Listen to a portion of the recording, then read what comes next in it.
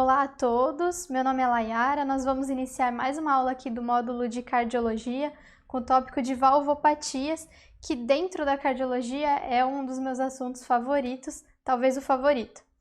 A gente dividiu esse módulo para facilitar no entendimento em propedêutica cardiovascular, que é fundamental nas outras áreas da cardiologia, claro, mas dentro das valvopatias ela tem um brilho especial. Febre reumática, que é ainda a nossa principal etiologia de valvopatias, de doenças valvares, e endocardite infecciosa, que também é um tema muito importante, muito especial, muito lembrado nas provas. Vamos começar falando então de propedêutica cardiovascular. Dentro da propedêutica cardiovascular, a gente tem que lembrar de sempre direcionar a anamnese e o exame físico dos nossos pacientes, mas não se restringir ao aparelho cardiovascular, porque diversas doenças cardiovasculares podem dar achados e podem dar alterações no resto do exame físico como um todo. Então, isso é mais importante para a prática do dia a dia, claro, na questão costuma vir muito mais mastigadinho, muito mais redondo isso, mas não esquecer de procurar além do sistema cardiovascular, que eventualmente pode ser importante. Os exames complementares, eles vão ser direcionados também, e aí a gente vai abordando conforme for necessário. E uma coisa importante da gente lembrar quando fala de valvopatia é como que é o tratamento final, né? É importante a gente lembrar, a gente salientar sempre que o que muda a história natural de uma valvopatia é só a intervenção, seja ela cirúrgica ou hoje em dia percutânea, mas quando a gente fala em tratamento farmacológico, a gente está falando em controle de sintomas, a gente está falando em alívio para o paciente. Mas em termos de mudar a sobrevida, mudar a história natural, resolver mesmo o problema, a gente precisa intervir na válvula. O tratamento farmacológico, ele tem importância em profilaxias também, a gente vai falar mais para frente, mas na questão anatômica, por ser uma alteração estrutural, as valvopatias, elas vão implicar em um tratamento cirúrgico mais cedo ou mais tarde. A questão do watchful waiting é saber quando intervir, né? É ficar de olho se o paciente inicia sintoma, se ele não tiver sintoma, se tem algo em exames complementares ou exame físico que dê uma ideia pra gente de que essa valvopatia está caminhando para uma desadaptação do ventrículo. E, finalmente, é importante a gente lembrar que a epidemiologia tem um impacto fundamental para o tratamento.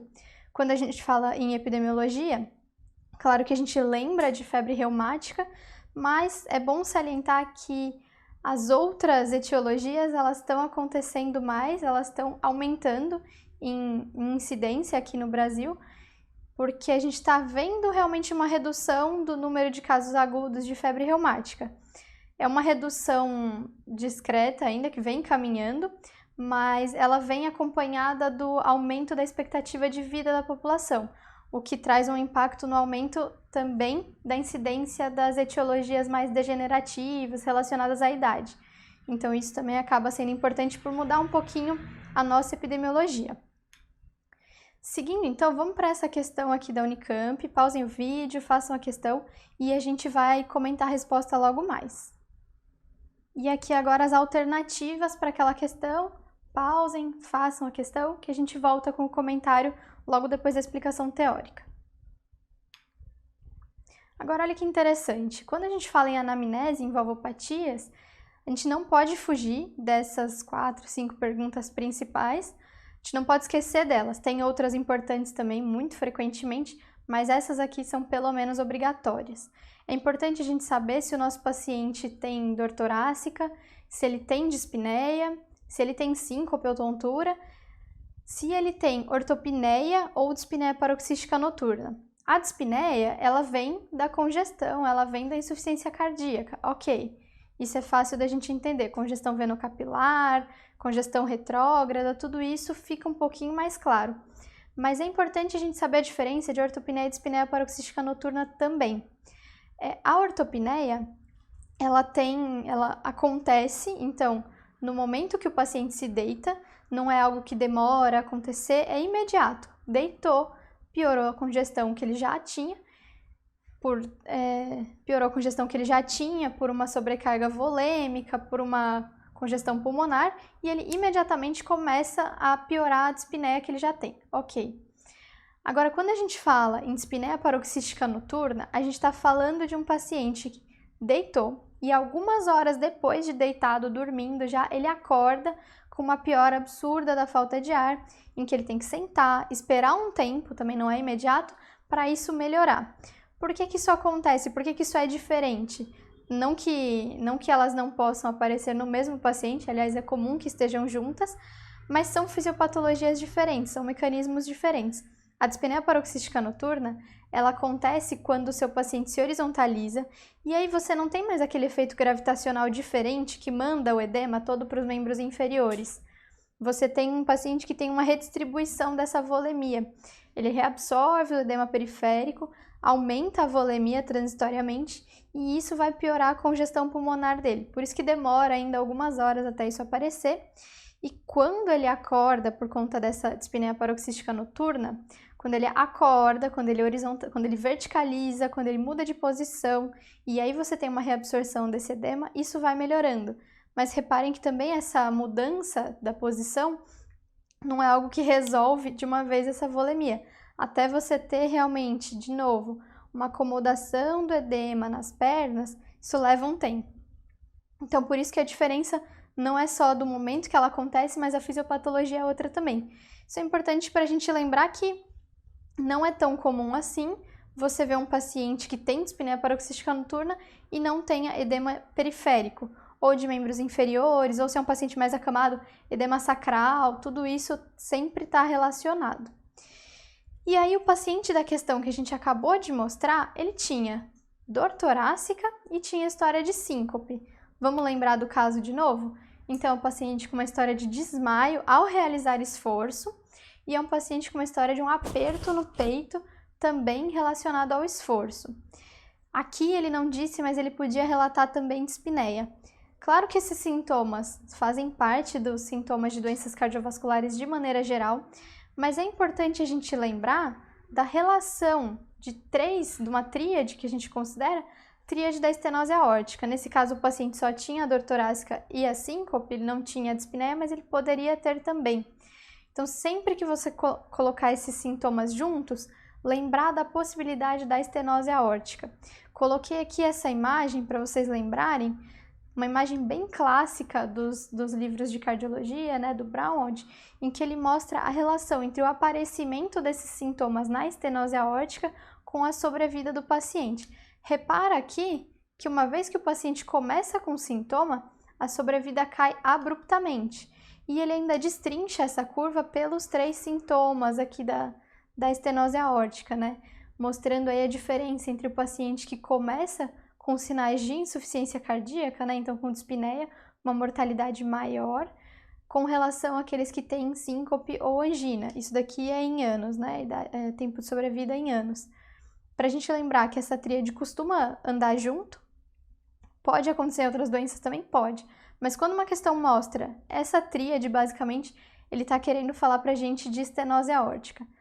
Na vida, no dia a dia, o paciente pode ter essa tríade também pela insuficiência aórtica. O mecanismo fisiopatológico é um pouco diferente, mas pode estar presente também. Aqui a gente fez a suspeita sem falar da ausculta dele, né? A gente fez a suspeita só pela história. A gente fala do exame físico já já. Mas fica aí mais um comentário também de como a estenose aórtica pode aparecer nas questões, né? Geralmente eles colocam a ausculta junto, mas se não colocarem, quando mostra a tríade é um chamativo que o examinador está querendo falar desse assunto. E aí, presta atenção aqui que tem a ausculta, a gente já vai detalhar a ausculta daqui a pouquinho, mas veja só que ele me diz também como é que é o mecanismo dessa angina na estenose aórtica. Então, veja lá, quando eu tenho uma estenose aórtica, a minha válvula aórtica está estenótica, então o sangue tem dificuldade de sair do meu ventrículo para o corpo. Quando ele tem dificuldade, o meu volume sistólico vai reduzir e cada vez mais o ventrículo vai fazer mais força para compensar essa diminuição do débito. Ele não quer ter um baixo débito, ele vai fazendo cada vez mais força para vencer a resistência da válvula aórtica. Conforme isso acontece, ele hipertrofia. E essa hipertrofia significa que, além de eu ter que fazer um esforço maior para vencer a válvula aórtica, eu tenho um ventrículo mais grosso. Um ventrículo mais grosso é mais difícil de eu nutrir. Lembra que quando a gente faz o enchimento das coronárias, na diástole, a gente pode ter um desbalanço oferta-demanda. O que leva à dor torácica é um desbalanço oferta-demanda, seja numa síndrome coronariana aguda porque eu entupi a coronária, então eu tenho a demanda ali que é fixa, mantém, e eu não tenho oferta porque não passa sangue ali por aquela coronária que eu obstruí. E aqui nesse caso, eu tenho oferta, eu estou mandando sangue. Posso ter até um baixo débito por conta da estenose, mas a gente nem vai entrar nesse mérito. O mais importante aqui é que meu ventrículo está tão hipertrófico que a demanda aumentou. Então, como eu não consigo suprir essa demanda, eu posso ter uma dor torácica anginosa, aos esforços mesmo, bem semelhante à das síndromes coronarianas. Então, aqui fica marcado como é que acontece esse sintoma para esse grupo de pacientes. Seguindo, então, a gente vai para os focos de ausculta. Não é incomum alguma prova que cobre também os focos, colocando exatamente uma imagem como essa, e aí pedindo para você colocar qual que é o foco 1, qual que é o foco 2, para você correlacionar os achados de propedêutica, mas também para quando você vai auscultar na vida, para você saber o lugar onde você ouviu, qual a válvula mais próxima, o que ela significa. Aproveitando que a gente falou válvulas agora, né? Só diferenciar válvula de válvula. Então, válvula é o conjunto, válvula é a válvula aórtica, é a válvula mitral. Válvulas são os folhetos, as cúspides que formam as válvulas. Então, só para a gente saber diferenciar na hora de falar, é uma questão um pouco mais de falar o nome correto mesmo, não tem questão que cobra isso nem nada, mas é importante a gente saber quando for falar para falar adequado. Aqui no número 1, então, como é que a gente acha os focos de ausculta? Coloca a mão no externo, encontra o ângulo de Louis, que é essa proeminência que fica nessa região, mais ou menos, e arrasta o seu dedo. Quando você arrastar para a direita ou para a esquerda, você vai cair no segundo espaço intercostal de qualquer um dos lados. O seu segundo espaço intercostal, então, à direita, aqui representado pelo número 1, você tem o foco aórtico. Repara que ele fica muito próximo da válvula aórtica. Aqui está a aorta se insinuando ali para trás e para a esquerda. Então, aqui ele vai ficar muito próximo da válvula aórtica, esse é o foco aórtico. Do outro lado, do lado esquerdo, aí a gente já começa aqui pertinho do tronco da pulmonar. Aqui o número 2, pertinho do tronco da pulmonar, esse é o foco pulmonar. Também segundo espaço intercostal, borda external, borda paraesternal à esquerda. Quando a gente desce para o terceiro espaço intercostal, aqui a gente ainda pega o que veio lá da aorta, né? O que veio lá da válvula aórtica e foi aqui para trás. Então, esse é o foco aórtico acessório. Descendo mais um espaço, a gente vai para o quarto espaço intercostal à esquerda, borda external, ali é o foco tricúspide. E para o quinto espaço, linha M clavicular, a gente vai para o foco mitral. Lembrando que quando a gente fala, poxa, eu ouvi um sopro melhor no foco tricúspide, eu ouvi um sopro melhor no foco mitral, às vezes, pela proximidade deles, é difícil a gente saber se era realmente tricúspide, se era mitral. O timbre, o sopro, às vezes, é tão audível no tricúspide quanto no mitral. Como é que você faz para saber? Até porque, vou dizer para vocês que a gente vai falar em 4 formatos de sopros padrão, que são os sopros que a gente fala para o lado esquerdo do coração, e eles são correlatos semelhantes aos sopros do lado direito. É como o formato do sopro vai ser semelhante e tudo isso. Como é que você vai saber, por exemplo, se um sopro que você ouviu aqui era mitral, era tricúspide, se você conseguiu ouvir nos 2 focos semelhante? Tem um jeito, né? Um jeito da gente saber diferenciar os sopros de câmaras direitas do de câmaras esquerdas, que é fazendo manobra. A gente pode fazer a manobra de Ribeiro-Carvalho, que a gente pede para o paciente inspirar profundamente ou na própria inspiração do paciente, né? Há livros que dizem que você não pode fazer isso forçadamente, tem que ser o espontâneo do paciente. De qualquer forma, a ideia é que os sopros de câmaras direitas aumentem com a inspiração do paciente. Então, quando você inspira, você aumenta o retorno venoso para as câmaras direitas, então os sopros tricúspides e pulmonares tendem a aumentar de intensidade. É isso que a gente pede para o nosso paciente quando a gente quer observar a diferença entre um sopro ser mitral ou tricúspide, só com a propedêutica, sem se basear em exame complementar, porque a nossa ideia aqui é basear o nosso exame físico para ter uma hipótese diagnóstica e uma conduta com base nisso. Seguindo, a gente vai voltar aqui com uma nova questão, É uma questão bem interessante, espero que vocês pausem aí e façam. E reparem que essa questão, ela aborda conceitos de epidemiologia e de ausculta ao mesmo tempo de um jeito bem simples. Pausem a questão que a gente já volta com ela.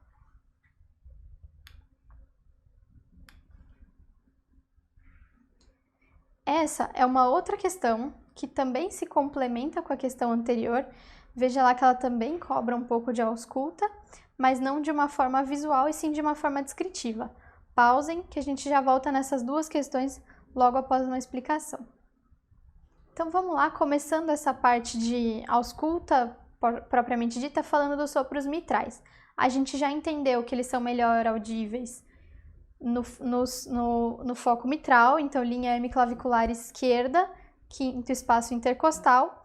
Ali a gente coloca o esteto e na diástole, ou seja, quando eu não estou palpando o pulso, eu ouço um sopro. Então eu ouço a primeira bulha, a segunda bulha, tem um gap e depois eu ouço um prrrup, prrrup. É um sopro que decresce e depois cresce.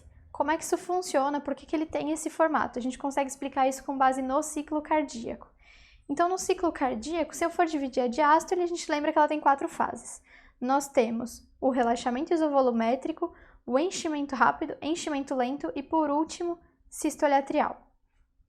Na parte de relaxamento isovolumétrico, eu não vou variar, não vai entrar sangue do átrio para o ventrículo.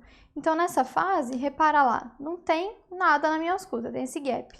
Esse gap inicial acontece só por conta disso.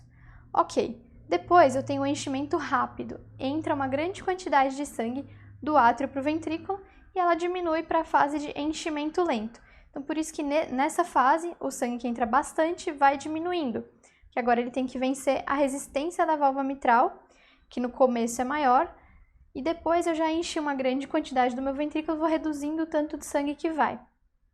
Finalmente eu tenho a sístole atrial, que é esse ascenso final do sopro, ou o reforço pré-sistólico, em que um restinho de sangue que ainda tinha dentro do átrio, ele contrai e manda para o ventrículo, faz esse segundo som aí, essa segunda parte do sopro. É importante a gente dizer que essa fase de reforço pré-sistólico exige que eu tenha uma sístole atrial, então exige que eu tenha contração atrial. Logo, ela vai estar ausente naqueles pacientes que não têm contração atrial, por exemplo, fibrilação atrial. Então, isso daqui já é um conhecimento a mais, tá? Um pouco mais aprofundado. Mas, se alguma questão colocar esse sopro só com a primeira metade, não necessariamente no desenho, mas às vezes na descrição, se ele disser não tem reforço pré-sistólico, opa, esse paciente não é sinusal, ele não contrai o átrio, certo? Isso é uma informação importante também. Depois, a gente já passa, ainda na mitral, para o sopro sistólico, aqui o sopro da insuficiência mitral. Então, é um sopro regurgitativo, né? Diferenciando aí do diastólico, que é um sopro em ruflar, ele faz esse som, né? O ruflar faz esse faz esse ruflar de tambores aí. Já a insuficiência mitral é um sopro regurgitativo, é um sopro mais suave, frequentemente, né? Não é um sopro de alta frequência, e ele é caracterizado por ter uma mesma performance durante a sístole inteira. Então, durante a sístole é para a mitral estar fechada, o ventrículo vai bombear o sangue e ele vai para o resto do corpo. Não é para voltar para dentro do átrio, a mitral não devia estar permitindo esse refluxo, não devia estar permitindo que o sangue regurgitasse para dentro do átrio. Mas ela está frouxa por algum motivo, reumático, degenerativo, mixomatoso, prolapso, não sei o que, vários motivos possíveis, ok. O fato é que o sangue volta para dentro do ventrículo. O sangue volta para dentro do ventrículo com a mesma pressão o ciclo inteiro, porque o átrio é uma câmara de baixa pressão, ele não oferece resistência aí para o ventrículo quando o ventrículo contrai. Então, quando o ventrículo contrai, nesse caso, ele tem 2 caminhos para mandar o sangue. O resto do corpo, que tem a resistência vascular periférica, que não é baixa, e o átrio, que é uma câmara de baixa pressão, baixa resistência. Então, quando ele contrai, ele manda para frente, mas ele também manda sangue para trás.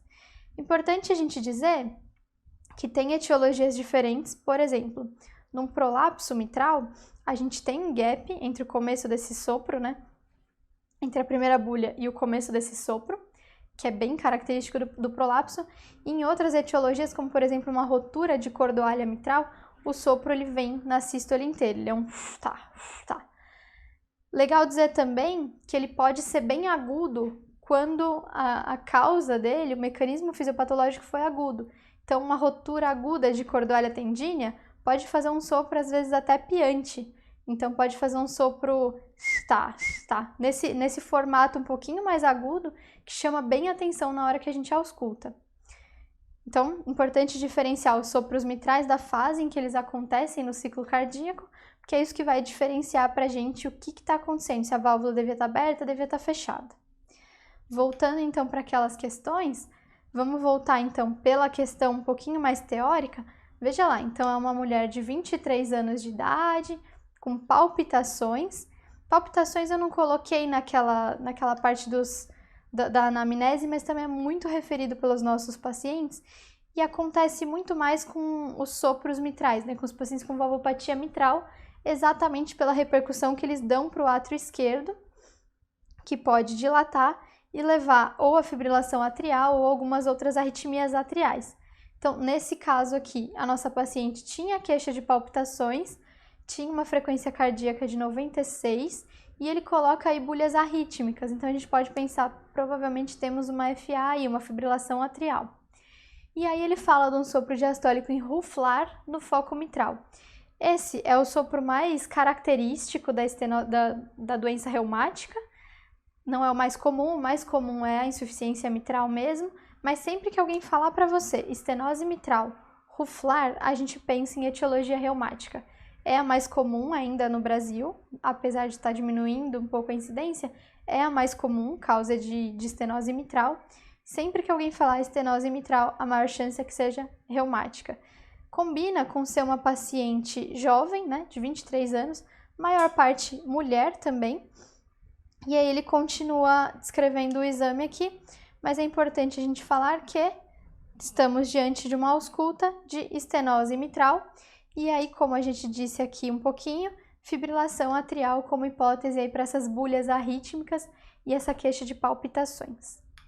Já naquela questão que traz o fonocardiograma, o que ele pede é que a gente infira o diagnóstico anatômico da paciente só pela descrição de que é uma mulher jovem, coloca uma história de reumatismo na infância, que eu vou até inserir aqui uma crítica, né, porque é muito comum falar reumatismo na infância, não sei o que, tudo querem trazer para uma febre reumática, não necessariamente é. E aí, uma outra crítica que eu vou explicar um pouquinho melhor para o final da aula é isso, ó, não faz uso de medicações. Isso a gente guarda e fala já já. Mas ele coloca aqui, ó, desenhos de vários sopros, e se você souber que a estenose mitral é o mais característico da febre reumática, e lembrar que ela é um sopro diastólico, só por isso você já mata essa questão aqui. Importante a gente lembrar que tem esse formato, né, decrescendo e depois crescendo, tem um gap ali inicial, mas só de saber que era diastólico para essa questão já estava suficiente, certo? Vamos passar então agora para essa outra questão. Pausem aí, ela tem também um fonocardiograma, tem uma descriçãozinha clínica e depois a gente comenta. Vamos falar então dos sopros aórticos, né? Depois dessa questão temática, a gente vai para os sopros aórticos. O sopro da estenose aórtica, ele tem esse padrão crescendo e decrescendo, ou em diamante, e ele acontece na sístole. Então, como é que a gente vai? Então, como é que a gente começa?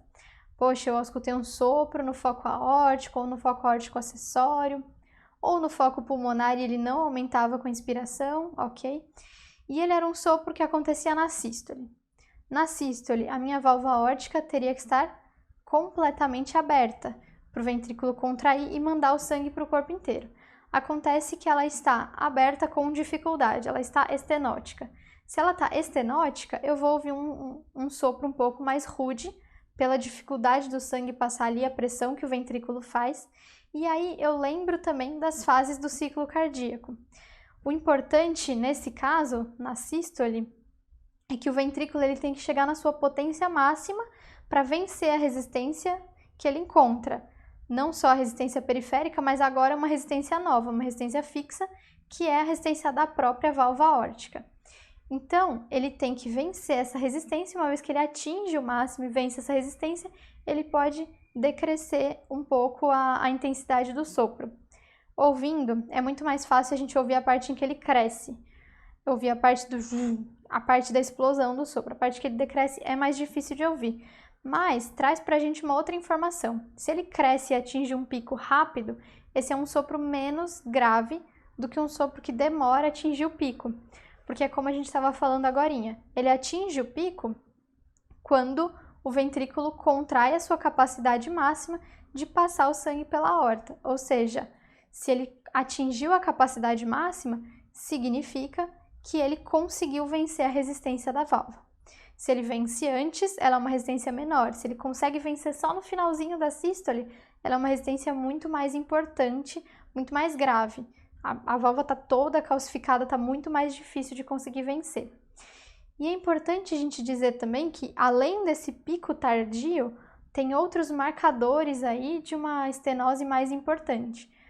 Além do pico tardio, é o fenômeno de Gala-Vardin. O fenômeno de Gala-Vardin acontece quando a gente ouve o mesmo sopro que a gente ouviu no foco aórtico, quando a gente ouve no foco mitral, porém com uma diferença de timbre, um timbre mais agudo. O mesmo sopro sistólico, crescendo e decrescendo, mas quando a gente ouve ele mais piante também. Isso daí acontece porque a sua aorta toda calcificada, por conta da doença, transmite o sopro e aí você consegue ouvi-lo lá no foco mitral com um timbre diferente e mais agudo. Isso também é um marcador de gravidade da doença. Outro marcador de gravidade aí que faz sentido a gente falar, não só por conta da estenose aórtica, a gente vai falar do correlato dele na insuficiência aórtica, é a alteração de pulso e pressão. Nesse caso, como está muito difícil de você vencer a válvula aórtica, você tem um sopro que demora, um pico mais tardio, você tem um paciente que tem um pulso que a gente chama parvus et tardus. O pulso ele demora para ter o seu ascenso e ele tem um ascenso menor, mais baixo do que um pulso habitual. Isso de pulso parvus et tardus se reflete também na PA. Como você espraia o pulso, você espraia a onda de pulso, você tem uma diferença muito pequena entre a pressão sistólica e a pressão diastólica. Você tem picos menores e muito mais próximos. Então, pressão sistólica próxima de pressão diastólica ou pressão pinçada. E os sopros mitrais, o que eles fazem com o pulso? Via de regra, sopro mitral não é para mexer com o pulso, tá? Sopro mitral tá ali para trás. Quando a gente fala em mexer com o pulso, a gente está falando dos aórticos mesmo. Então, lembrar que a estenose aórtica, ela leva a pulsos finos ou pulso parvus e tardus. Agora, de maneira análoga, a gente tem a insuficiência aórtica. Então, a insuficiência aórtica, que nem está nesse slide aqui, a gente tem o quê? Um sopro diastólico. Então, a válvula aórtica devia estar fechada, o sangue já foi embora por ela, só que o que acontece? Ela está frouxa. Então, ali na sístole, ele volta um tanto de sangue para dentro do ventrículo. E ele volta para dentro de uma câmara de alta pressão. Isso acontece no começo de uma forma mais intensa, porque o ventrículo não recebeu nada ainda do átrio, né? Lembra que tem a fase inicial da diástole, do relaxamento isovolumétrico? Ele devia estar só relaxando, ele não devia estar recebendo nada ainda pela mitral, do átrio para o ventrículo. Então, esse momento, o sangue que estava lá na aorta indo para o corpo, volta, né? É aspirado para dentro do ventrículo.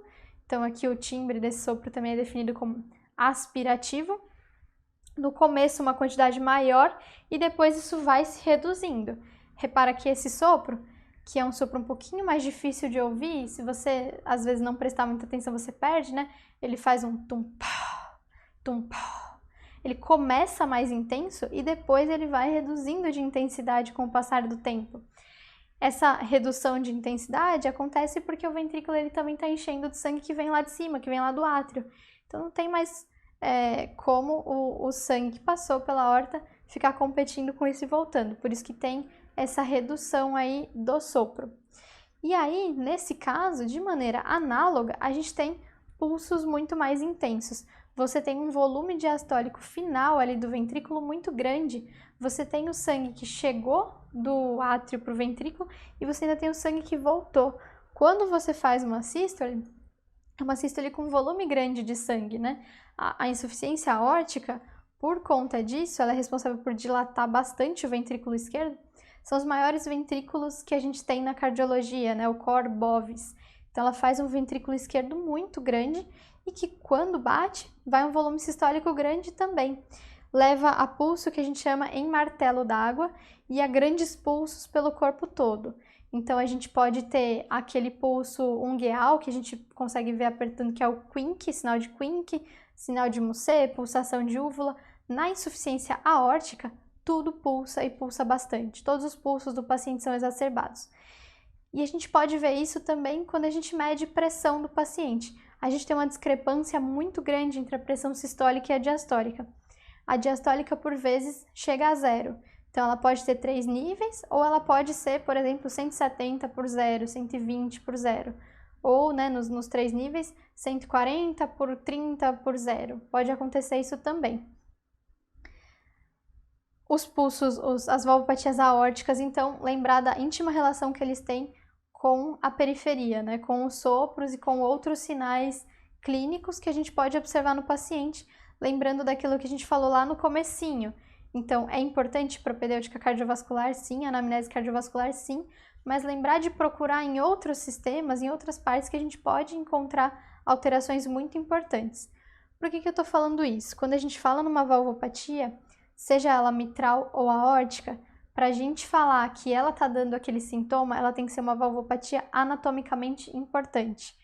Então, assim como a gente olha no eco e tem uma estenose mitral discreta, moderada, importante, a gente só consegue falar que está dando sintoma, seja sintoma clínico mesmo, né, dispneia, ortopneia, dispneia paroxística noturna, síncope, tudo aquilo, ou sinal clínico, então sinal de pulso em martelo d'água ou qualquer outra coisa, se for uma valvopatia anatomicamente importante. Isso a gente consegue inferir pela ausculta ou por exame complementar.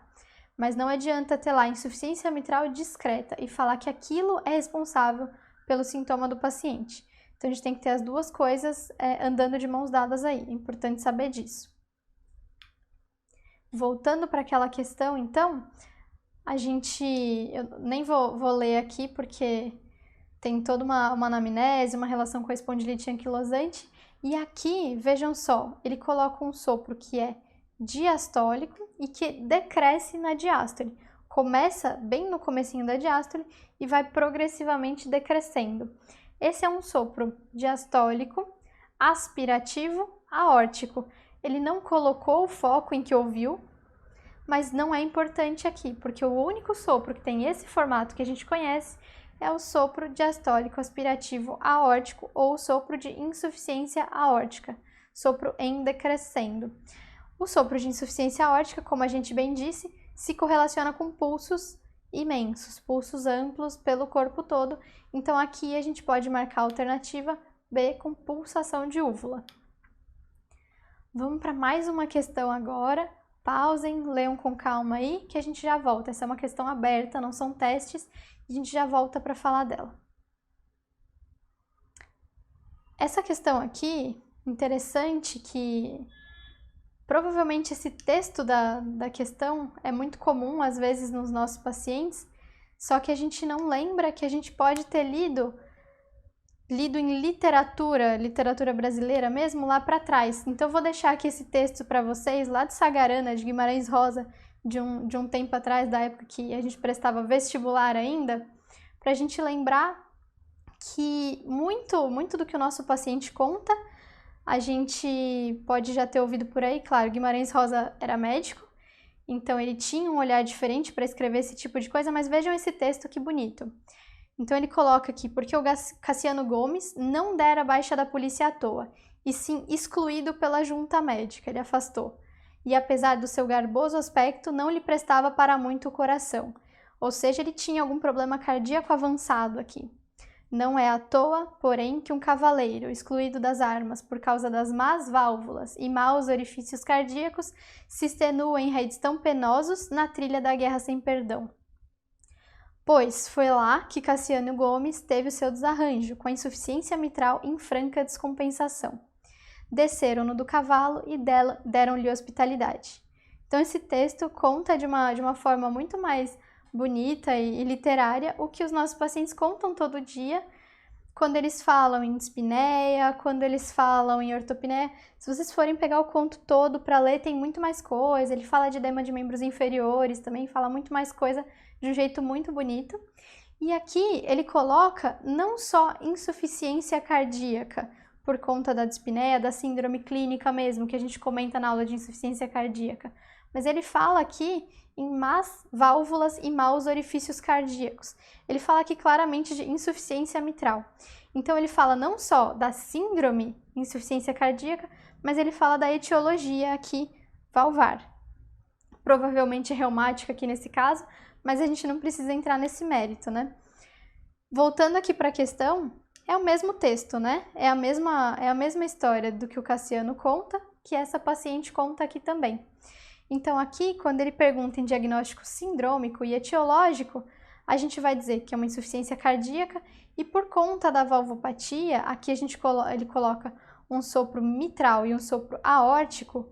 Importante quando a gente fala em etiologia de valvopatia. Doença multivalvar geralmente é reumática. Então, uma insuficiência mitral isolada, a gente tem prolapso, a gente tem muitas etiologias, mas o mais comum da gente ter doenças multivalvares é reumática mesmo. E aí aqui ele coloca uma mulher jovem com uma doença multivalvar, mitral e aórtica.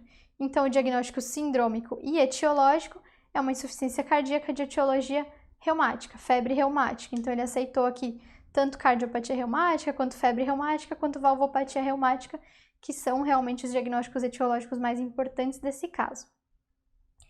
Ele pede um exame de escolha para confirmação diagnóstica. Cuidado! Confirmação diagnóstica do quê? Sindrômica ou etiológica? Ele não explica isso pra gente na hora que ele pergunta, percebe?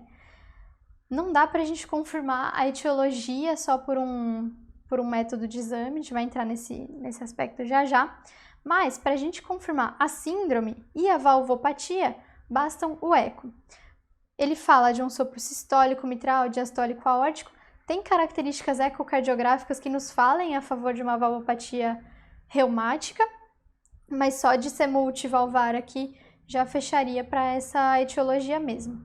De qualquer forma, ele pede o eco mesmo, que é o que a gente precisa, que é o ideal aqui para diagnóstico, principalmente sindrômico, mas que por ser multivalvar também fecha para o diagnóstico etiológico. E aqui ele fala de conduta terapêutica. Conduta terapêutica a longo prazo, ou seja, eu não quero aliviar o sintoma dessa paciente essa semana, hoje, esse mês, dando um diurético, dando uma furosemida, fazendo nada disso. Eu quero resolver o problema dela, que em valvopatia é um tratamento cirúrgico que a gente precisa sempre ver com o paciente qual o melhor momento, dependendo de anamnese, exame físico e tudo isso, para a gente não antecipar uma cirurgia, né? Porque a gente precisa lembrar que as nossas próteses valvares não necessariamente têm uma duração muito prolongada e quanto mais cedo a gente opera o paciente, mais cedo a gente vai ter que reoperá-lo, provavelmente, dependendo do método que a gente for usar. Mas também para a gente não deixar muito tardio, para a gente não deixar um ventrículo desadaptado, que mesmo operando vai persistir com o sintoma. Então aqui, tratamento cirúrgico. Tratamento cirúrgico é a melhor resposta, tá? Porque troca valvar nem sempre é o que a gente vai fazer. Às vezes a gente vai fazer plástica valvar, às vezes a gente vai fazer um procedimento menos invasivo, né? Percutâneo.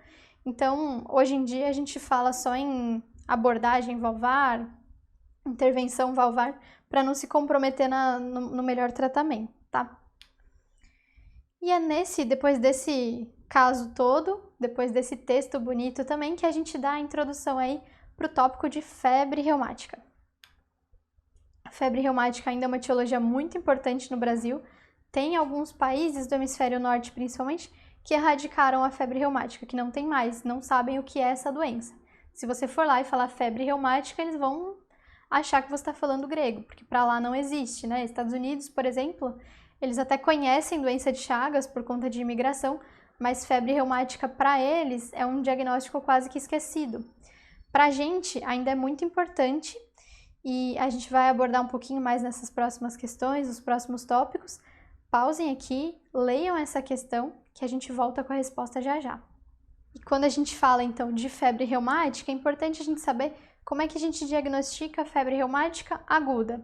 De novo, cada vez menos frequente, mas não por isso deixa de ter sua importância, tá? A gente ainda pega casos de febre reumática aguda, importante saber diagnosticar. Nos crônicos, é pela lesão multivalvar, é pelo aspecto da válvula mitral, ecocardiográfico, é pela história, mas e nos agudos, né? Então, nos agudos, a gente usa ainda os critérios de Jones, modificados.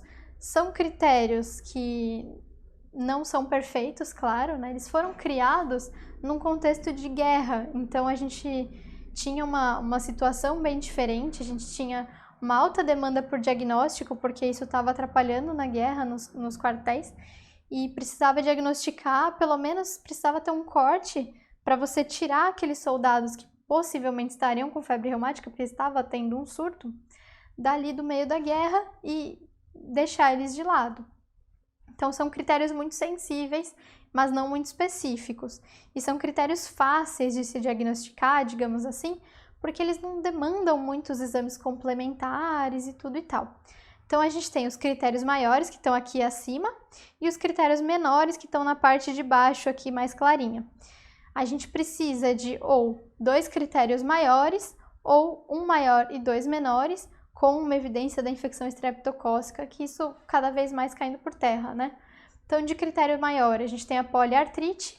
A poliartrite, lembrando, na febre reumática muito limitante, né? Uma dor muito intensa, geralmente muito mais dor do que inflamação. A cardite reumática, que pode ser suspeitada aí por uma perda de função ventricular, ela é diferente de uma miocardite realmente, tá? Ela é uma pancardite, então ela tem valvulite, ela tem pericardite e ela tem miocardite, né? Ela tem tudo isso junto. A valvulite sendo representante da endocardite, ela pega os 3 folhetos, então. E geralmente não tem alteração na ressonância, que é o que altera bem quando a gente tem uma miocardite viral tranquila não, mas comum, habitual, né? Ela é um pouquinho diferente, ela é peculiar nesse sentido também. A gente pode pedir cintilografia ou PET para fazer o diagnóstico da cardite, quando a gente suspeita. Temos os nódulos subcutâneos, que são de superfície extensora, o eritema marginatum, que é bem fugaz, ele tem essa característica que está bem desenhada nessa letra E, ó, é bem assim mesmo, né? Ela tem a borda um pouquinho mais ativa e o centro em remissão, e é fugaz, eventualmente você vê e ele desaparece em pouco tempo. E por último, nesse S, a Corea de Sydenham, que é o único critério maior que fecha diagnóstico sozinho, né? Então, Coreia, que vem de dança, é um movimento aleatório que o paciente faz, de membros, de grandes membros, inclusive, muito comum quando é febre reumática aguda em crianças. E o interessante é que, além de ter esses movimentos involuntários que o paciente faz, que a criança faz, eles somem durante o sono. Então, é sempre uma pergunta dos pais, né? Se vai se bater à noite, qualquer coisa assim. Não, não é uma convulsão, o paciente está consciente, orientado, acordado, vendo tudo isso. E tem uma grande questão de transtornos ansiosos associados. Então, se você fala para o paciente, para de fazer isso, ele exacerba o movimento, ele piora. Então, tem tudo isso em conjunto. Tem movimento de língua associado, que eles chamam de língua em saco de vermes. E isso tudo faz parte da Corea de Sydenham. A Coreia tem um tratamento à parte, né, além da febre reumática aguda, que a gente imunossuprime o paciente. Mas o importante é a gente lembrar desse diagnóstico, lembrar da presença dele. Esses que a gente falou foram 5 critérios maiores. Como eu falei, né, precisa de ou 2 maiores, ou 1 maior e 2 menores, ou a Coreia sozinha, fecha. E aí, nos critérios menores, a gente tem aí a artralgia, tô aqui tampando, né? A artralgia, o PR, é o prolongamento do PR, do intervalo PR, febre, e aqui elevação de PCR, de marcadores inflamatórios. A gente geralmente tem uma estreptococcia, uma faringite estreptocócica próxima, mas não é obrigatório para o diagnóstico. E é sempre importante lembrar que tem muita questão que adora abordar isso, o ASLO, né? O ASLO é o queridinho das questões aí, porque ele é bem inútil, né? Como é que funciona, então? Aslo, anti-streptolisina O, sobe quando a gente tem algum contato com o streptococo. Ele é um marcador de que você está fazendo uma reação imunológica contra streptococcus, beleza. E a febre reumática é uma reação imune, não supurativa, uma complicação tardia não supurativa da infecção pelo estreptococo do grupo A, de Lancet, de beta-hemolítico, blá blá. Beleza. Se eu tenho aslo alto, eu estou fazendo uma reação contra o estreptococo recente. Mas se eu não tenho, não quer dizer nada também, tá? Se eu tenho, eu estou fazendo uma reação contra. Isso me garante ter febre reumática? Não. Se eu não tenho, tá bom, eu não estou fazendo, provavelmente não estou fazendo uma reação contra um estreptococo agora. Isso me garante não ter febre reumática? Também não. O aslo, ele marca contato com o estreptococo. E isso pode acontecer por diversos motivos, né? A gente tem contato com inúmeros micro-organismos diariamente e só o contato não quer dizer nada. A febre reumática, ela não é para quem quer, ela é para quem pode. Infelizmente, né, a gente tem que dizer que de cada 100 pessoas que têm contato com estreptococo, só 2% em média, né, de 1 a 3%, que podem desenvolver febre reumática. Então, o que fica de mensagem disso é fazer profilaxia para todo mundo. Profilaxia de febre reumática a gente fala já, mas profilaxia primária é tratar a amidalite, é tratar a faringoamidalite e tratar completo. Não adianta tratar por alguns dias e parar, tomar uma dose de amoxicilina e parar, não. Se for amoxicilina, trata completo. Se for penicilina, benzatina, uma dose está tratado, beleza. E aí, olha essa questão. Essa questão fala da cultura de orofaringe como positividade baixa devido ao período de latência entre infecção e início de doença. Ok, isso é verdade, né? E olha só, ele fala aqui que o diagnóstico pode ser estabelecido se o paciente apresentar 2 critérios maiores, como cardite e artralgia, ou cardite associada a febre e aumento de PCR. Ele começou bem a resposta, mas febre não é critério maior, né? PCR não é critério maior. Agora aqui, Corea de Sydenham é critério maior, e considerada manifestação precoce que desaparece após a antibiótico terapia? Não, isso não tem nada a ver, né? Ela não desaparece com antibiótico terapia, ela precisa de tratamento e ela pode durar meses. É uma manifestação bem chata mesmo da febre reumática. Aqui, febre critério maior? Não é porque está no nome da doença que é critério maior, né? E aqui, títulos de aslo, olha o aslo aí, né? Significam infecção recente? Não necessariamente, tá? Mas só são encontrados em 20% dos casos, são encontrados até em menos. Não significa clinicamente, pro diagnóstico de febre reumática, nada. Então, não precisa pedir, não precisa dosar. Essa próxima questão aqui, bem interessante. Pausem aí e a gente já mostra o resultado. Deixei aqui até negritado, né, a ausculta da paciente que ele coloca, o estalido de abertura da mitral, o sopro, proto, meso, diastólico. Meu Deus, que nome gigantesco, estou confuso. Proto, começo, meso, meio. Então, o sopro que vai do começo até o meio da diástole. Grau 3 de Levine, o que é grau 3 de Levine? Estou confuso. Grau 3 de Levine é o jeito que a gente gradua a ausculta, dependendo da facilidade ou não com que a gente ouve, isso pode ter relação com a gravidade do sopro. Então, o grau 1 é difícil de ouvir, a gente só ouve com manobra. Quais as manobras? Então, no caso dos sopros aórticos, por exemplo, a manobra é inclinação do tórax para frente. Isso facilita a ausculta de sopros aórticos. No caso dos sopros mitrais, decúbito lateral esquerdo, que é a posição de Pachon, facilita a ausculta também. Então, essas duas manobras para ausculta podem ser aplicadas para facilitar. Se o paciente tem um sopro, mas eu só ouvi fazendo manobra, ele é grau 1. Se eu não precisei de manobra, ele é grau 2. Se ele tem irradiação, o que é irradiação? Ele é um sopro mitral que eu também ouço na linha axilar. Ele é um sopro aórtico que eu ouço aqui no pescoço. Isso é irradiação, então esse é um sopro 3. 3 em 6, né? 4. O que é o 4? 4 é frêmito. O que vem a ser frêmito? Frêmito é a experiência tátil que o sopro proporciona. Então, frêmito é quando você sente o sopro com a mão. Então, você coloca essa parte da mão no foco onde você ausculta o sopro e você sente a movimentação do sopro ali na sua mão. Isso é frêmito. O frêmito, ele implica numa gravidade maior dessa valvopatia. O grau 5 é quando você ouve o sopro só com a borda do estetoscópio apoiada, e o grau 6, o seu estetoscópio não está encostado no tórax do paciente e ainda assim você consegue ouvir o sopro. Então, essa é a graduação.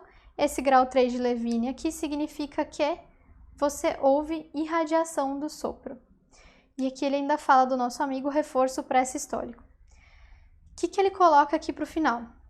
Aqui nesse caso, como a lesão valvar definitiva já está instalada, não precisamos fazer profilaxia secundária. Isso está erradíssimo, tá? E esse aqui, ó, é uma paciente de 28 anos, ninguém coloca a profissão de ninguém na questão à toa, tá? Professora do ensino fundamental. Importante ser professora do ensino fundamental para esse caso em questão. Vamos lá. Profilaxia secundária de febre reumática é muito importante.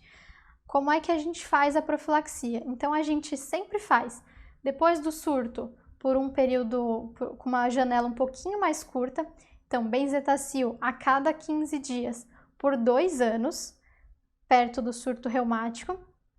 Depois do surto, a gente espaça isso para a cada 21 dias. Benzetacil, 1.200.000 unidades, intramuscular, dose única a cada 15 ou 21 dias. Certo, mas até quando eu vou deixar isso? Essa questão não queria que eu deixasse nenhuma profilaxia, como assim?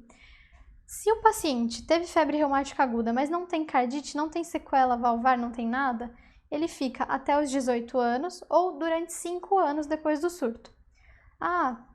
18, 5 anos, o quê? O que durar mais, tá? Então, ele tem 17 anos, teve um surto agora, ele vai fazer por 5 anos, não só até os 18. Se o seu paciente teve cardite, mas não teve nenhuma sequela valvar, não teve estenose valvar, ele vai usar benzetacil até os 25 anos ou 10 anos após o surto apenas. Agora vem a maioria do que a gente precisa se preocupar por aí, que é o paciente que teve sequela valvar, o paciente que veio com uma estenose mitral, que é o caso da paciente da questão. Para essa paciente, a gente precisa dar benzetacil pelo menos até os 40 anos, tá? A gente precisa prevenir que ela tenha um novo surto, senão essa valvopatia dela só tende a piorar.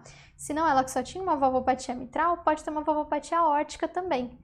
Então, é importantíssimo e isso a gente tem que ficar bem de olho. Essa era a minha crítica, inclusive, para aquela outra questão lá de trás, da paciente com estenose mitral, que ele fala que não estava usando medicação nenhuma.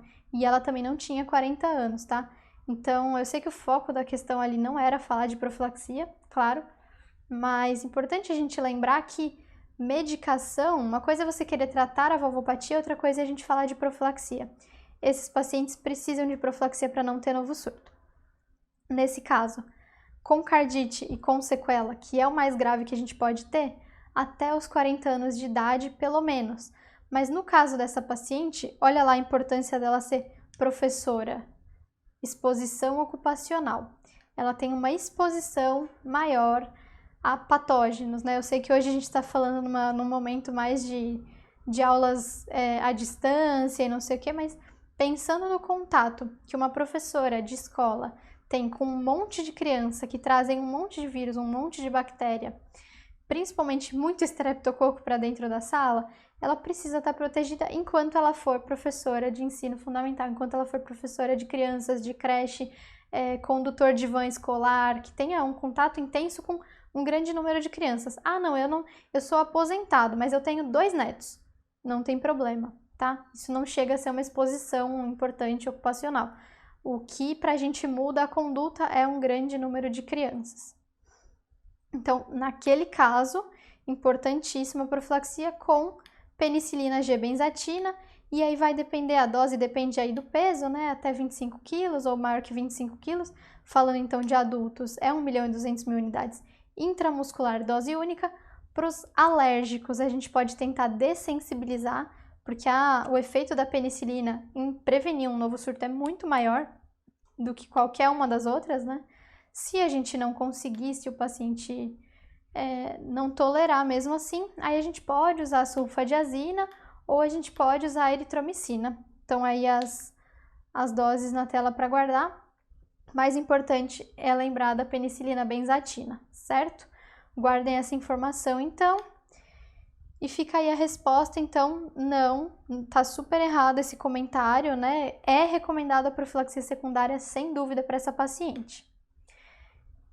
Vamos então para o último tópico dessa aula, não por isso menos importante, que é a endocardite infecciosa. É mais uma causa de valvopatia que tem que ser muito lembrada para os nossos pacientes, tanto para pacientes sem lesão valvar pré-existente nenhuma, né, com outros fatores de risco, quanto para os nossos pacientes já valvopatas, porque a chance deles terem uma endocardite é muito maior do que a da população geral. Vamos começar por essa questão, então. Pausem, façam essa questão que a gente já comenta. Então vamos lá, pessoal. Como é que a gente faz diagnóstico de endocardite? Esse slide tem bastante informação, mas a gente vai resumir ele em alguns tópicos.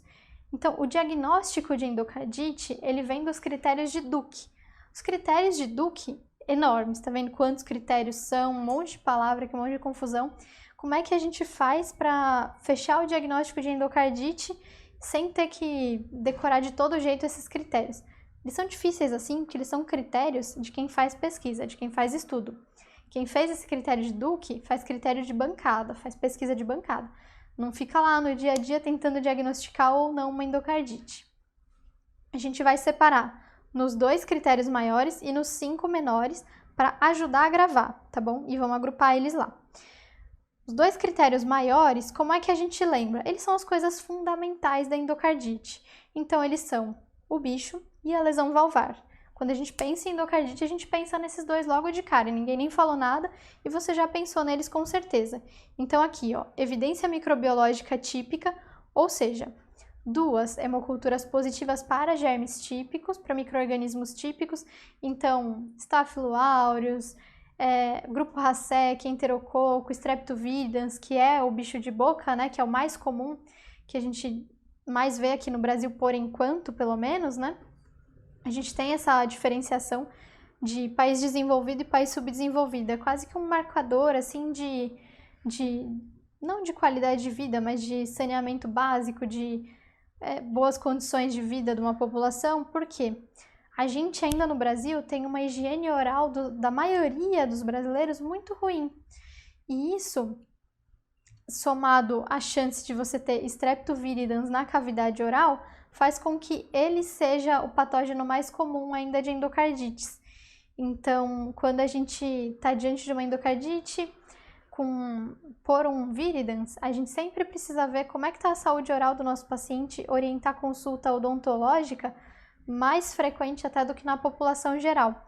A gente sabe, pessoal, que coisas banais do dia a dia, isso está até na diretriz de válvula, coisas banais do dia a dia fazem pequenas bacteremias. Ou seja, escovar o dente todo dia faz uma bacteremia. Alimentação faz uma bacteremia. Então, assim, viver é fazer pequenas bacteremias todo santo dia. Então, se a gente não tiver, se o nosso paciente não tiver uma saúde oral muito boa, alguma dessas bacteremias que ele faz no dia a dia pode levar a uma endocardite infecciosa, pode levar a um quadro super grave, super dramático. Então, é importante a gente, para todo mundo, recomendar a higiene oral, recomendar consultas frequentes ao dentista e para os nossos pacientes valvopatas, recomendar mais ainda, com maior frequência do que na população geral. Então, fica aqui essa lembrança, né, por conta da etiologia, e nos países desenvolvidos, apesar da gente não ter uma quantidade tão grande de endocardite por streptoviridans, a gente vê muito por Staphylo aureus. Então, tem lugares com problema muito importante de drogas injetáveis, que aí sim a gente tem bicho de pele, muito Strepto aureus indo para a circulação, ou mesmo dispositivos vários, né? Então, pacientes com catéter para hemodiálise, esse tipo de coisa, tem uma chance maior também de ter endocardite. Voltando então, nos 2 critérios maiores, então, o primeiro é uma evidência microbiológica típica, então são as 2 hemoculturas positivas, ou no caso dos bichos de mais difícil identificação, por exemplo, a Coxiella, basta uma sorologia positiva, né? E o segundo critério, que é o acometimento endocárdico. Então, a gente pode ver isso tanto por um sopro novo, regurgitante, quanto por um ecocardiograma sugestivo, que é a presença de uma vegetação, de uma deiscência de prótese ou de um abscesso. Esses dois critérios maiores juntos, se você tiver, você fechou o diagnóstico de endocardite já. Ah, eu não tenho os dois critérios maiores, eu não tenho nenhum dos dois maiores, eu posso fechar com os 5 menores. E aí, se você falar para mim, eu não tenho também os 5 menores, como é que eu posso fechar ainda assim uma endocardite? Um maior e 3 menores. Então, lembrar dessa combinação possível. Ou todos os maiores, ou todos os menores, ou pelo menos um maior e 3 menores. Tá? São as duas possibilidades que a gente tem. Dos critérios menores, então, a gente tem a febre, que é o único que a gente não vai agrupar aqui, tá? Mas a gente tem a febre, e aqui maior do que 38, e os outros a gente vai agrupar 2 a 2. Então, a gente vai agrupar primeiro esses dois aqui do meio, então os fenômenos vasculares, então os fenômenos embólicos, né? Infarto pulmonar, a gente pode ter também embolia, aneurisma micótico, então uma clínica de AVC, mas que no fim das contas foi uma embolia séptica de uma endocardite. A gente pode ter hemorragias conjuntivais também, ou lesões de Janeway. Eu já mostro a imagem das lesões de Janeway para frente. Ou a gente pode ter os fenômenos imunológicos, que aí a gente vai ter glomerulonefrite, os nódulos de Osler mesmo, manchas de Roux no fundo de olho e o próprio fator reumatoide positivo. Não precisa ter todos esses, tendo um desse pronto, tem um fenômeno imunológico. Então, por isso que é importante lembrar, quando for pedir o laboratório ali do paciente, pedir também uma urina 1 e um fator reumatoide que você pode ter uma ajuda aí para fazer o diagnóstico. Temos esses dois juntinhos, então, e os outros dois que a gente agrupa são a predisposição e a evidência microbiológica. A predisposição, ela não é só ter valvopatia de base, né? Então, pode ser também uma doença congênita cianótica não corrigida, presença de próteses valvares ou uso de droga endovenosa. E aí a evidência microbiológica. E nisso a gente está falando de novo, para juntar esses dois critérios e para lembrar mais fácil, a gente está falando quase que do próprio nome da doença, né? Que é ter o bicho e ter o terreno propício. Então, aqui, a evidência microbiológica é uma hemocultura que não fecha para aquele critério maior lá de cima. Então, ou uma sorologia para uma bactéria uma sorologia ou uma hemocultura para uma bactéria que não é tão frequente assim de causar endocardite, nesse caso que não fechou para um critério maior, fecha para um critério menor. Antes a gente tinha o eco também como critério diagnóstico, mas agora a gente não tem mais. Então vejam aí esse slide com todos os critérios bonitinhos e vamos para as imagens então. Vejam aqui, ó, hemorragia de splinter nessa unha, mostrando pra gente um fenômeno vascular. E aqui, olha que interessante, aqui a gente tem uma mancha de Janeway. As manchas de Janeway, elas são mais palmoplantares e elas são manchas vermelhas que não doem. São fenômenos vasculares, assim como esse dessa unha de splinter. E aqui, na ponta do dedo aqui, ó, a gente tem o que a gente chama de nódulo de Osler. É um fenômeno imunológico. Nesse caso, a gente tem deposição de imunocomplexo. E quando a gente tem deposição de imunocomplexo, a gente não tem só uma manchinha na pele, isso é um nódulo. Então, ele é mais palpável do que visível e ele é doloroso. Nesse caso aqui, então, a gente diferencia, né? Não é incomum perguntar também da diferença de Osler com Janeway, qualquer um, qualquer outro. Então, Osler é essa bolinha aqui, ó, esse ozinho de Osler na pontinha do dedo, que dói. E aqui, Janeway é só a mancha que não dói, ela é mais vermelha e não é palpável, ela é só uma mancha mesmo. Voltando, então, para a questão. Nessa questão aqui, o que a gente tem? Uma dupla lesão mitral, ou seja, a gente tem um predisponente, certo? E a gente tem a febre de até 38,5, beleza, maior que 38. A gente tem aqui, ó, dois critérios menores. E aqui a gente tem a vegetação na válvula mitral, então a gente tem um critério maior.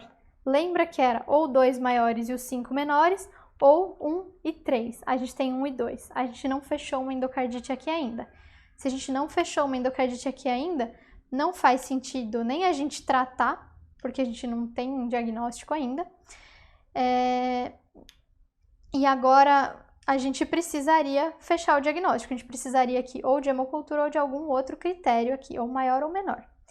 Para que a gente vai iniciar ceftriaxone pensando num RASEC? Bom, o racional do examinador nessa questão foi o seguinte: se não cresceu ainda a hemocultura, pode ser uma bactéria de crescimento lento, que aí é o grupo RASEC. Mas, nesse caso, a gente precisa colher novas hemoculturas e esperar fechar. Não adianta tratar uma coisa que a gente ainda não tem o diagnóstico. Ou então aqui, ó, realizar eco transesofágico, a gente já viu a vegetação no transtorácico, o transesofágico não vai acrescentar nada aqui, tá? Se a gente não tivesse visto nada na válvula com o transtorácico e a hipótese ainda persistisse, poxa, aí vale a pena a gente investir num eco transesofágico, aí vale a pena. Caso contrário, não. E aí, ó, aqui, solicitar sorologia para Coxiella, as hemoculturas ainda estão negativas, elas não fecharam, então a gente pode colher uma nova hemocultura.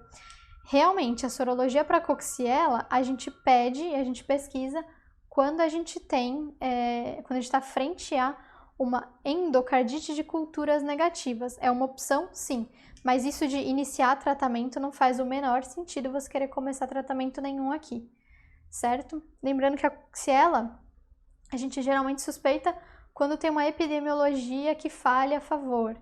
Então, geralmente uma epidemiologia relacionada a gado, paciente mora na área rural ou trabalha na área rural, a gente pensa um pouquinho mais. Não dá pra gente esquecer da Coxiella, né? Ela é uma causa muito importante aí de endocardite com cultura negativa, mas apesar de investigar ser ok aqui pra mim, não faz sentido tratar, tá bom? A gente precisaria primeiro fechar o diagnóstico. Próximo, vejam só essa questão aqui. Leiam a questão que a gente já comenta sobre ela.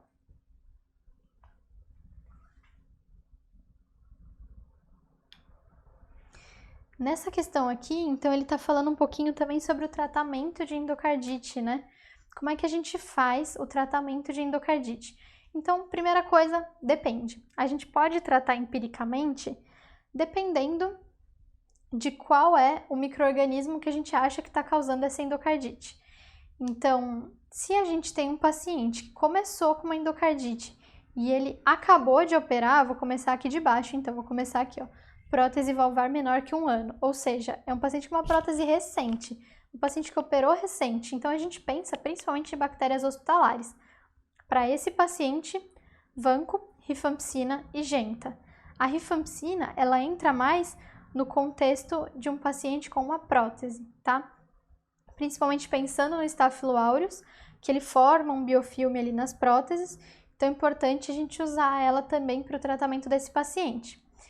Aqui em cima, quando a gente fala da válvula nativa ou uma prótese antiga aí que tenha mais de 1 ano de colocada, aí a gente pode usar ceftriaxona ou penicilina com oxa e genta. O tratamento da válvula nativa, 4 semanas, o tratamento da prótese, 6 semanas. Aí a gente pode ver esse 6 semanas nos dois casos. E a genta, ela entra em sinergismo aqui por 2 semanas apenas. Seguindo, importante a gente falar em profilaxias. Então, para os pacientes que vão fazer alguma cirurgia odontológica, algum procedimento odontológico ou procedimentos de trato geniturinário ou gastrointestinal, lembrando aqui que na mesma ideia de fazer bacteremias, esses pacientes também fazem bacteremias e a gente não quer que eles estejam muito expostos à endocardite. Então, sempre que eles forem fazer algum desses procedimentos, isso serve para pacientes valvopatas, de novo, pacientes valvopatas ou com cardiopatias congênitas não corrigidas, a gente faz a profilaxia com amoxicilina via oral 2 gramas, né, 4 comprimidos de 500, 1 hora antes do procedimento odontológico. Já para endoscopia, colona ou procedimentos do trato urinário, a gente usa ampicilina com gentamicina antes do procedimento e ampicilina sozinha após o procedimento. Tem as doses padrão aqui, eles não costumam cobrar as doses, mas fica aqui para vocês darem uma olhada também, porque é calculada aí para o paciente pelo peso, né, a genta. Então, não podemos deixar de fazer as profilaxias, tá? Principalmente pensando na importância que tem o cuidado odontológico desses pacientes, não esquecer principalmente as profilaxias odontológicas. Naquela questão, então, a gente tinha um paciente aqui, ó, com 3 culturas para Staphylo aureus e um eco com estenose e insuficiência aórtica leve, sem vegetações. Porém, ele tinha afasia e hemiplegia esquerda. Teve febre, ou seja, ele teve embolização aqui, teve febre, tinha 2 sopros, né, aqui na ausculta, mas o interessante desse caso é que ele tinha essas 3 hemoculturas positivas para Staphylo aureus. Então, vejam só, é sempre uma discussão, né? Se além da antibiótico terapia, a gente vai fazer alguma anticoagulação para esses pacientes que embolizam, que têm fenômenos embólicos mesmo. Então, vejam só, não vamos fazer, não tem comprovação, até porque eles embolizam vegetação, eles não embolizam coágulo, né? Não é o mesmo mecanismo, por exemplo, de uma fibrilação atrial. Aqui a gente sabe que antibiótico diminui o risco de eventos embólicos, mas às vezes ela não zera. Então, no começo, a gente faz uma antibiótico terapia adequada, tá? Essa alternativa aqui é a mais louca de todas, né? O evento isquêmico relacionado com doença ateromatosa carotídea. Completamente fora de contexto, né? E aqui, ó, a indicação cirúrgica é absoluta? Não é bem assim, a gente já fala sobre ela. E aqui, anticoagulação evita novos eventos? Não, porque a gente não está falando de um coágulo de sangue, a gente não está falando de uma fibrilação atrial que embolizou. Aqui é uma endocardite, a embolia é a vegetação mesmo, tá? Ou um pedaço da vegetação, ou é êmbolo séptico aí. Então, falando agora das indicações cirúrgicas dentro da endocardite, né? A gente vê aqui nessa imagem um monte de cirurgião ali olhando, doido para operar, quando que a gente opera, quando que a gente não opera. Então, vamos lá, a gente opera nesses 3 cenários. Se o seu paciente preenche um desses 3 critérios, aí ele tem uma indicação cirúrgica da endocardite. A gente opera, então, um paciente que tem infecção não tratada, só com antibiótico terapia. Claro que você vai dar sempre antibiótico terapia, mas em alguns casos ela não é suficiente. Então, se seu paciente persiste com febre, depois de 1 semana de antibiótico guiado, tá? Não é? Dei antibiótico, não olhei a cultura, não olhei o antibiograma, né? Eu tô lá dando meu ceftriaxone, oxa, e de repente eu tenho uma endocardite por um Staphylo multi-R, que eu precisaria entrar com uma vancomicina e eu tô deixando lá o ceftriaxone rolar. Não adianta, eu preciso checar a cultura. O meu tratamento guiado por cultura e o paciente persiste com febre, opa, ele não está respondendo.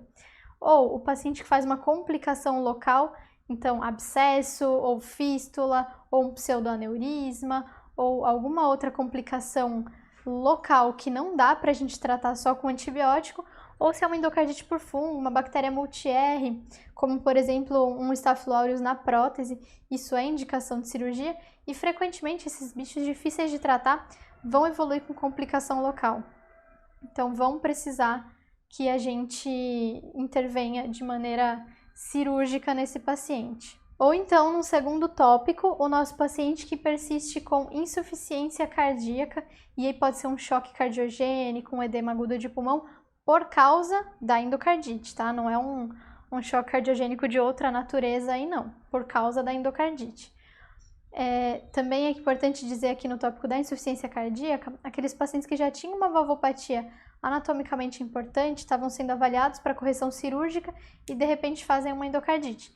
Ele vai manter a indicação de troca cirúrgica dele, mas talvez ela não seja de urgência. Então, se ele não enquadrar em nenhum desses critérios aqui agudamente, ele vai primeiro tratar com antibiótico para depois fazer a correção cirúrgica da válvula. E por último aqui, a gente tem a embolização. Então, diferente desse último cenário, vejam que é a embolização recorrente a despeito do tratamento. Então, aquele paciente que a gente está tratando, está dando antibiótico e ele embolizou para a cabeça, embolizou para a perna, embolizou para tudo quanto é lado, esse daí não adianta, a gente vai ter que tratar cirurgicamente. O tamanho da vegetação é um pouco discutível, mas frequentemente também as vegetações grandes se correlacionam com a embolização recorrente. Então, elas também constituem uma indicação de cirurgia. Reparem que aqui eu falei cirurgia. Diferente de tudo que eu falei até agora, né? Falei correção intervencionista, tratamento, intervenção da válvula, tal, de uma maneira um pouquinho mais vaga, porque a gente sabe que tem diversas modalidades. Nesse caso, no caso da endocardite, a gente não faz tratamento percutâneo de maneira alguma, porque esse paciente, a gente precisa abrir, tirar aquela válvula dele que está podre, que está toda destruída com endocardite, limpar aquele abscesso, para ir colocar uma prótese nova. Não adianta querer colocar um catéter pela perna, expandir uma prótese ali com um balão e deixar tampando com tapete a endocardite dele. A gente precisa realmente tirar e limpar, certo? Enquadrou em um desses 3 tópicos, a gente indica para cirurgia. Caso contrário, a gente mantém a antibiótico terapia com reavaliação clínica periódica. Muito obrigada, então. Deixo aqui as referências dessa aula para vocês verem. Espero que vocês continuem com a gente no curso. Até a próxima aula, pessoal. Friabilidade é outra coisa também muito sugestiva. A gente vai, faz o exame de endoscopia. Importante, vai cair em alguma questão. Se não for cair, você precisa saber também.